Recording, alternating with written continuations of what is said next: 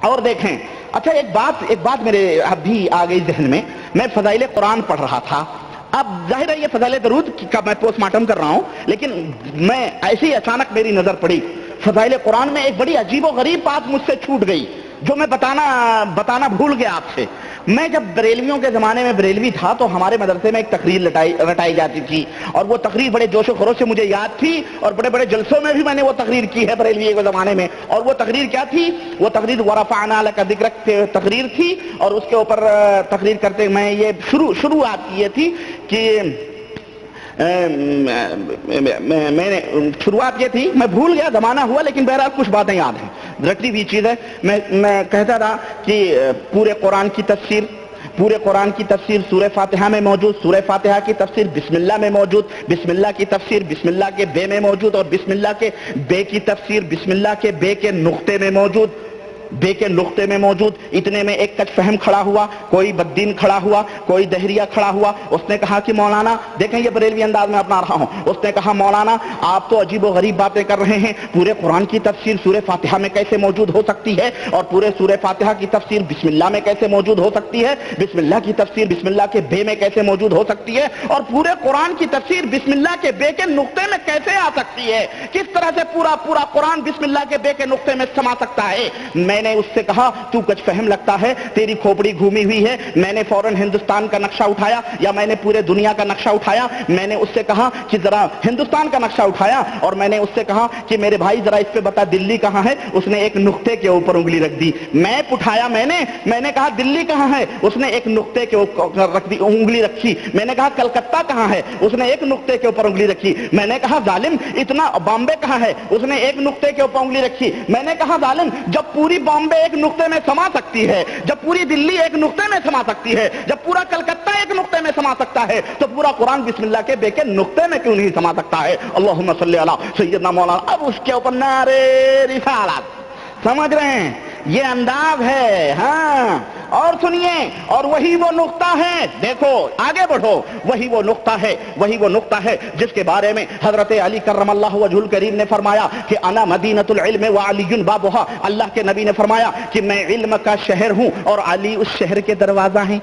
دیکھو یہ گڑی بھی روایت ہے، موضوع روایت ہے، لیکن اس زمانے کی تقریر ہے یہ کہ انا مدینۃ العلم وعلی بابھا، میں علم کا شہر ہوں اور علی اس کے دروازہ ہیں. اور جب علی اس کے دروازہ، اچھا اس کی ایک مثال اور دو چنو. میں نے اس وقت تقریر ہوتی تھی، اور یہ تقریر میں نے ایک دفعہ میں اپنے وہابی ہونے کے بعد میں، اہل حدیث ہونے کے بعد میں نے ایک جگہ اپنے دوست سے ملنے گیا تھا. بستی کا واقعہ ہے یہ، اٹوا تحصیل میں. تو میں وہاں گیا ملنے، تو ایسے ہی میں نے کہا چلو یار چائے پینے، رات زیادہ ہو گئی ہے دل کہتا ہے. تو ہم چوراہے پہ نکلے، اٹوا چوراہے پہ، تو وہاں ایک مسجد ہے، وہیں تقریر ہو رہی تھی. میں نے کہا یار یہ آواز زمانے جاہلیت کی سنی ہوئی آواز لگتی ہے.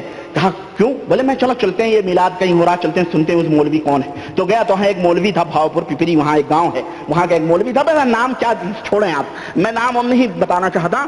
اب وہاں گیا، وہ جناب علی تختہ بچھا ہوا تھا، تختے کے اوپر کرسی تھا، اور اس کے اوپر میاں صاحب بیٹھ کر کے تقریر. یہی تقریر تھی اللہ کی قسم، بالکل یہی تقریر وہ کر رہا تھا.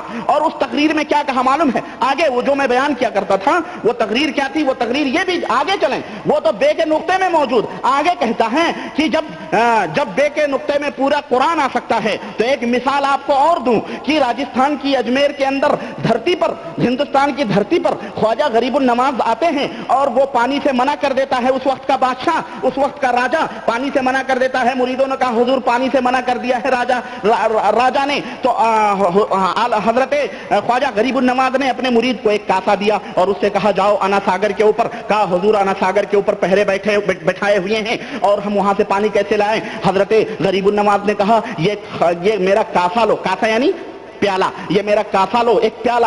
وہ پیالہ لے جا کر کے انا ساگر کے پاس کرو، اور انا ساگر سے کہو اے انا ساگر تجھے خواجہ پیا نے بلایا ہے، تجھے خواجہ پیا نے بلایا ہے. وہ لے جا کر کے مرید کاسے کو انا ساگر کے قریب کرتا ہے اور کہتا ہے اے انا ساگر تجھے خواجہ پیا نے بلایا ہے. انا ساگر سمٹتا ہوا پیالے کے اندر آ رہا ہے. پیالہ ہے، انا ساگر ہے کہ خالی ہوتا جا رہا ہے، اور پیالہ ہے کہ بھرنے کا نام ہی نہیں لے رہا ہے. اتنے میں پورا انا ساگر سوکھ گیا، اور آج بھی انا ساگر اجمیر میں ہے. پورا انا ساگر سوکھ گیا اور حضرت خواجہ کے پاس وہ پیالہ لایا گیا. لوگوں نے نہایا, لوگوں نے دھویا, لوگوں نے کپڑے پہنے, لوگ کتنے لوگ, ہزاروں لوگ تھے, مریدوں نے سب کچھ کیے. اتنے میں ان کے سپاہیوں کو ہوش آیا, پتا چلا کہاں ہے, دیکھا کہ انا ساگر سوکھا ہوا ہے. راجا کے پاس گئے, کہنے لگے کہ انا ساگر کا تالاب سوکھ گیا ہے. کہنے لگے کہ اسی بزرگ کی کرامت ہو سکتی ہے. وہاں پہنچے, اس نے کہا اس طرح سے واقعہ یہ پورا, تو کہا کہ جب بسم اللہ پورے قرآن جب پورا انا ساگر کا پانی خواجہ غریب النواز کے پیالے میں سما سکتا ہے تو پورے قرآن کی تفسیر بسم اللہ کے بے کے نقطے میں کیوں نہیں سما سکتی؟ یہ دلیلیں آئی سمجھ میں آپ کو؟ بہرحال یہ زمانے جاہلیت کی بات تھی, یہ غلط بات ہے, جھوٹی بات ہے, اس کے اوپر یقین نہیں کرنا. یہ جھوٹی بات ہے, میں بول رہا ہوں آپ کے سامنے, ایک دلیل دے رہا ہوں. میں واللہ بتا رہا ہوں, فضائل قرآن جب میں نے پڑھا نا, میرے ذہن میں پورا ماضی آ گیا. میں نے کہا اوہ ان دیوبندیوں کو کون کہتا ہے کہ یہ بریلوی نہیں ہیں؟ کون کہتا ہے یہ صحیح العقیدہ لوگ ہیں؟ ان تبلیغی جماعت والے کی بزرگ کو, میں تبلیغی جماعت والوں سے نہیں مخاطب ہوں, میں اس وقت علماء اور طلبہ سے مخاطب ہوں. میں اپنے طلبہ اور جو دیوبند کے بڑے بڑے علماء ہیں, ان جاہلوں کی بات کو چھوڑو, ان بیچاروں کو تو اندر کا پتہ ہی نہیں. اندر کے بھیدی تو ہم ہیں جو لنکا ڈھا رہے ہیں اور الحمدللہ ڈھا کے چھوڑیں گے. سمجھ رہے ہیں؟ یہ دیکھیں فضائل قرآن اٹھائیں آپ, تبلیغی نصاب فضائل اعمال کے اندر آپ فضائل قرآن اٹھائیں, فضائل قرآن صفحہ نمبر 50. بات لمبی تو نہیں ہو رہی ہے؟ فضائل قرآن صفحہ نمبر 50, اور صفحہ نمبر 50 کے اوپر حضرت زکریہ صاحب نے وہی بات لکھی ہے جو میں کہا کرتا تھا زمانے جاہلیت کے زمانے میں, جو سراسر جھوٹ اور موضوع باتیں. دیکھو لکھتے ہیں کہ پھر حضور نے ارشاد فرمایا کہ تجھے قرآن شریف کی سب سے بڑی صورت یعنی سب سے افضل صورت بتلاؤں گا. یہ جھوٹی حدیث ہے, نبی کریم صلی اللہ علیہ وسلم نے نہیں فرمائی ہے, لیکن شیخ الحدیث شیخ دیوبندی اس حدیث کو فضائل اعمال میں ذکر کر رہے ہیں. الحمدللہ حضور نے فرمایا کہ وہ الحمدو کی 7 آیتیں ہیں, یہ 7 مثانی ہیں, اور قرآن عظیم بعض صوفیاں سے منقول ہے کہ جو کچھ پہلی کتابوں میں تھا یعنی توریت, زبور, انجیل اور جتنی بھی صحیفے وغیرہ تھے وہ سب قرآن کریم میں موجود, سب قرآن کریم میں آ گیا اور کلام پاک میں ہے, اور جو کلام پاک میں ہے وہ سب سورہ فاتحہ میں آ گیا. دیکھیں جو کلام پاک میں ہے, پہلے زمانے کی پوری کتابیں کلام پاک میں آ گئی, اور جو کلام پاک میں ہے وہ سورہ فاتحہ میں آ گیا, اور جو کچھ فاتحہ میں ہے وہ بسم اللہ میں آ گیا. یہ دیکھیں تمہیں کیسے معلوم ہو؟ تم تو ان راہوں سے بیچارے واقف بھی نہیں ہو. یہاں تو ہم جیسے فقیروں سے ملو جو ہم یہ ساری راہیں ہماری دیکھی ہوئی ہیں. کہتے ہیں جو کچھ فاتحہ میں ہے وہ بسم اللہ میں آ گیا, اور جو بسم اللہ میں ہے وہ اس کی بے میں آ گیا, بسم اللہ کی بے میں آ گیا, اور جو کچھ بسم اللہ کی بے میں ہے اس کے نقطے میں آ گیا. اعوذ باللہ, استغفر اللہ. یہ دیکھیں آپ, یہ نبی کے اوپر کتنی بڑی تہمت اور کتنا بڑا الزام ہے جو حضرت زکریا صاحب نے لگائی ہے. میرے تبلیغی بھائیوں, تم اس کتاب کو قرآن اور حدیث کا درجہ دیتے ہو. اللہ کے لیے سدھر جاؤ, صحیح راستے پہ آ جاؤ. چلیں, یہ ایک نمونہ تھا جو میں بتا رہا آپ کو کہ اس طرح سے میں کہا کرتا تھا جو میں آپ کو بتلایا.